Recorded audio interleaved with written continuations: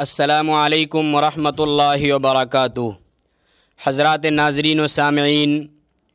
इस वक्त में बहुत ही अफसोसनाक और नहायत ही हैरान कुन ख़बर सामने आ रही है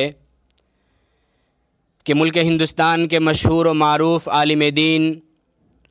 all India Muslim personal law board के तर्जुमान और गरीबों मज़लूमों के हक़ में आवाज़ बुलंद करने वाले और जालिम और जुल्म के ख़िलाफ़ आवाज़ उठाने वाले हज़रत अक़दस मौलाना सज्जाद नौमानी साहब दामत बरकातुहुमुल आलिया का ऑफ़िशियल यूट्यूब अकाउंट डिलीट कर दिया गया है। गरचे इसकी कोई ख़ास वजह अभी तक सामने नहीं आ पा रही है, अलबत्ता ये अंदेशा ज़ाहिर किया जा रहा है कि दरअसल गुज़िश्ता कल हज़रत मौलाना ने सिंघू बॉर्डर पर किसान आंदोलन में शिरकत की और किसान लीडरान ने हज़रत मौलाना का बहुत ही शानदार और गर्म जोशी के साथ इस्तकबाल फरमाया।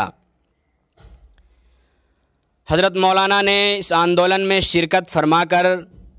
नहायत ही बेबाक और जुर्अतमंदाना तरीक़े पर बयान भी किया। इसलिए हो सकता है